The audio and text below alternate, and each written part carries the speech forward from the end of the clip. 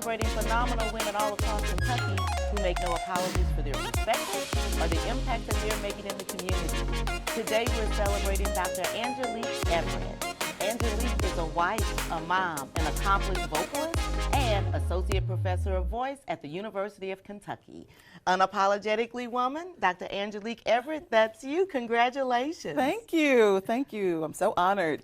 Oh, you deserve this. So tell me, you have a love for music. Where did that come from?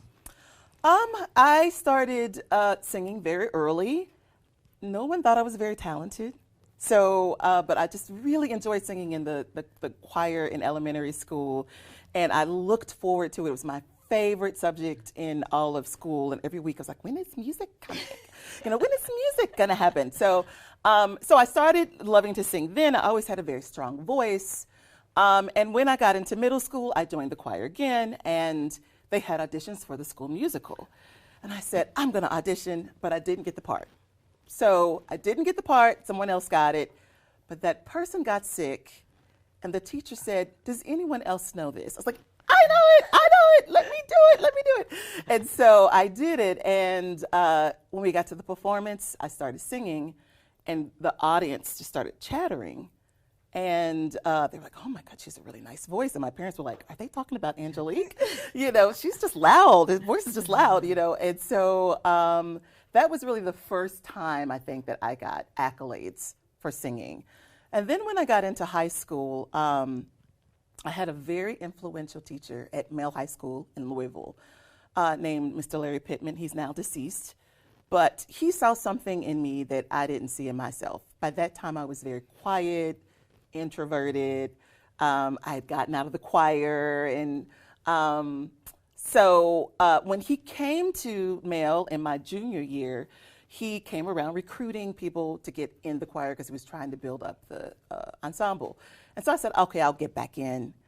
And maybe after about a week or so, he said, you, come here. And I was like, yes, am I in trouble? And he's like, no, I want you to sing this. And he was like, can you sing this little snippet? Oh, and I said, oh yeah, I can do that. And I did it, and he's like, okay, I want you to audition for this program, and go learn this operatic aria. I was like, what's an operatic aria? Wait a minute, you just threw that tune out and just kept it moving. Yeah.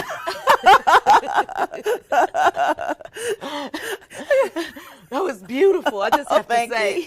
Thank you, I didn't scare you, did I? No, I was like, okay, that is something. I started feeling something. Okay, go ahead.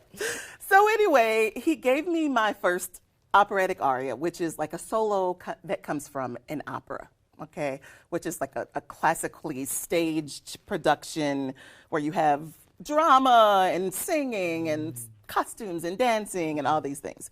So he gave me a recording of Leontine Price, who was a really famous African-American woman, a soprano, who was a blazer for classical music in the 50s and the 60s and into the 70s.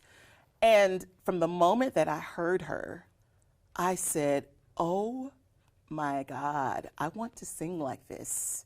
This is the most beautiful sound that I've ever heard. And so I started checking out everything from Leontine Price. I would go to the library down on 4th and, I can't remember the name of the street now, but it's down on 4th Street. I would go there, I'd check out my little LPs by Leontine Price, and I would take them home and I would record them on my tape recorder, and then I would play them really loudly like they were like hip hop or something. And my mom would be like, what are you doing? What is that noise coming out of the room? I was like, it's opera, isn't it beautiful? And so that's how I got started, and I learned that aria. And that aria got me into Governor's School for the Arts, which was the first year that they had Kentucky Governor's School for the Arts. It was on Bellarmine's campus, and that program changed my life. It showed me that music could actually be a viable career, whereas before I did not think that was possible. I just liked to sing. Everyone around me was passionate about music and about singing, and I said to myself, I want to do this for the rest of my life. I want to be in this environment for the rest of my life.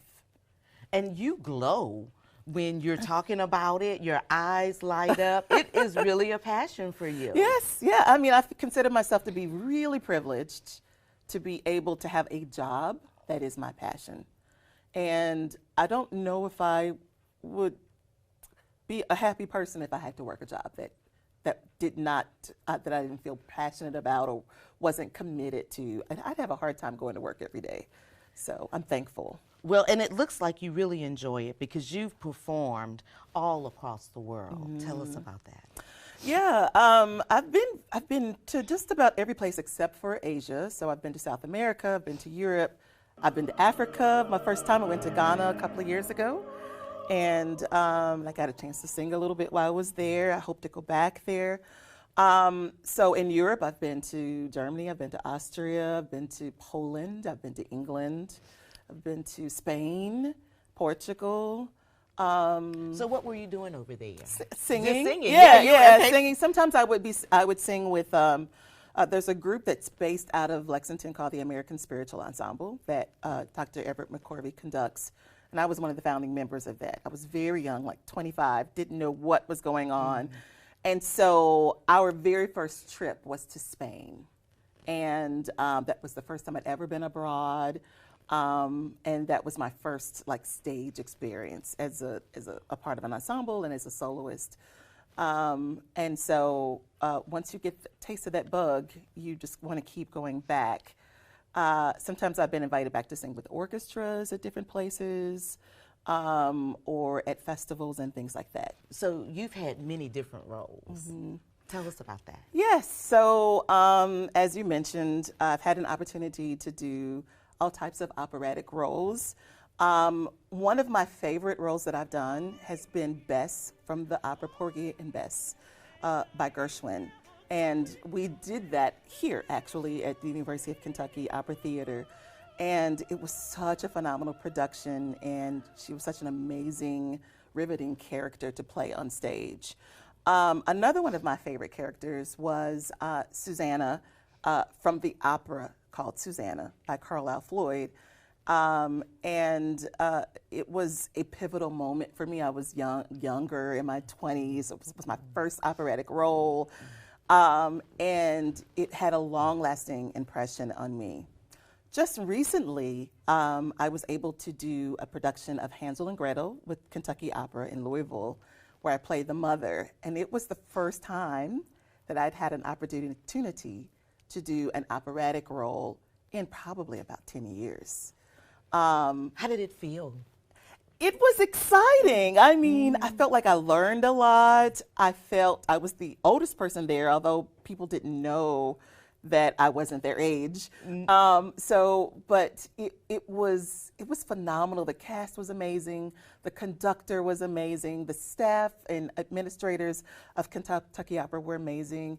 And so it was a really good experience for me to have after having taken some time off from doing opera. And I mean, they had me in these really high heels, and I was like 6'5" or something like that, and larger than life character as the mother. And it was enjoyable. It really did, though, help to reinforce for me how much I enjoy teaching and how I am glad that I made the decision to do that full time rather than to do a performance career full time. So speaking of teaching, you have students who are all over the world and doing their thing. How does that make you feel that you were a part of that? It is a very special feeling. And I have to say that even more than performing for me, teaching is probably my first love. And the fact that I get to teach music, which is my second love, and put those two things together, it's just so enjoyable to go to work every day. I have students who have sung at the Met. I have one that's making his debut at the Met in May, and my husband and I are going to travel to go see him. The Metropolitan Opera is the most esteemed opera company here in the United States, in New York City. And so we're going to get a chance to go to see him. I talked with another one of my students who has been singing in the chorus, and she said, oh, by the way, I'm in the chorus for Carmen the night before your student makes his debut, and I'm also singing in the opera the night before. It's like, oh, I have to go and see you. And then I found out I had a whole bunch of students in the chorus. So, so I'm going to try to make an effort to go see them there. It's amazing. He's just one of the many students that I've had over the years. I taught for a long time at Oakwood University in Huntsville, Alabama for 7 years, and I have had students from there go on and are having thriving careers. And currently, the students that I'm teaching at UK are just amazing. I mean, I tell them all the time, it is a privilege and an honor to get a chance to work with you all. Not only for the caliber of your gifts, but because you all are good people. You have good hearts. You want to make a contribution to society. You want to make others feel and experience things that they never experienced before. And the fact that I get to be a part of that is amazing. I'm sorry, Well, go ahead. when I was thinking, see, there you go. I know, I said I wasn't going to do this. Well, no, but when you were talking, it made me feel like a piece of your heart and your spirit, you know, is everywhere because you've taught the students and they're off doing, you know, and doing their thing and being amazing and great. Yep. And, you know, I think we all get a piece of our heart from somebody else's heart. Right. Right, and I'm thankful that I have an opportunity to do this because the teachers that I had in my life changed my life. I mean, for the better. And I remember saying to one of my professors, how can I ever repay you for all of the things that you've given to me emotionally, of course with my voice, but just in your mentorship? How can I repay that? And they told me, just make sure that you pass it down. And I think about that every day. You know, am I making an impact? Am I changing people's lives for the better? Am I making a difference with someone? And it's really validating when I have students come back, they drive through Lexington and they say, let's get together for lunch, and we talk for hours. And they tell me what an impact that I've made. And so for me, that's way more valuable than being on stage and having the accolades and everything from using my own voice. So your heart is big enough. You are married to Dr. Anthony Everett. Yes, he's amazing. Isn't he amazing? Oh my goodness. But that's not what we're here for. No. He's amazing and all. But what does he think when he sits back and he looks at you and all that you've accomplished and the beautiful voice that you have? You know, I'm so thankful for my husband in general. He, when he first met me or saw me, I was singing. So, and he was so impressed by my singing that he wanted to get to know me. Yeah, well, he wanted to get to know me, and so that's how we ended up dating and eventually getting married.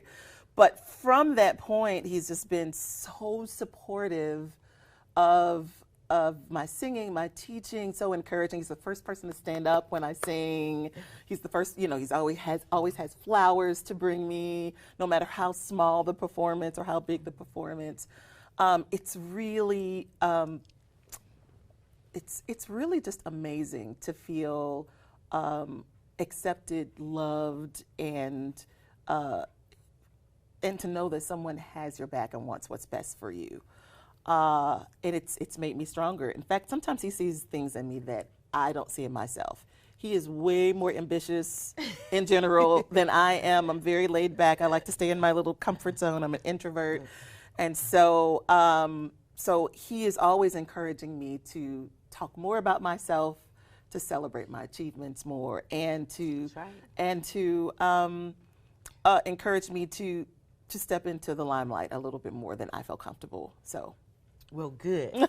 Listen, we could sit here and go on forever, but I'm going to kick it to you for the last, you know, women, young women, girls that might be watching and think, gosh, I'd like to be, you know, like Angelique someday.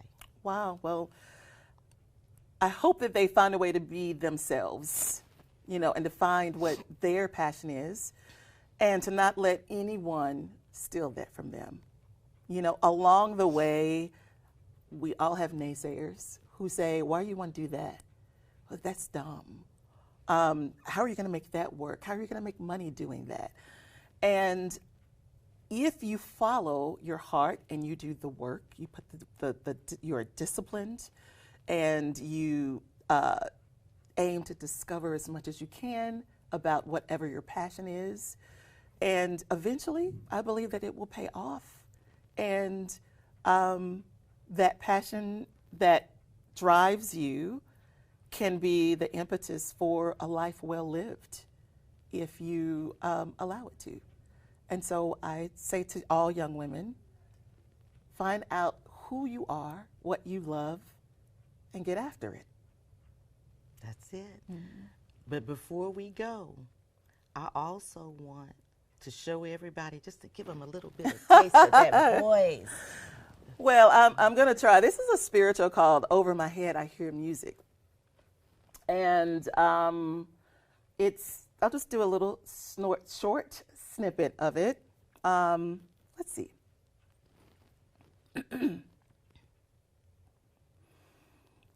Over my head, I hear music in the air. Over my head, I hear music in the air. Over my head, I hear music in the air. There must be a God somewhere.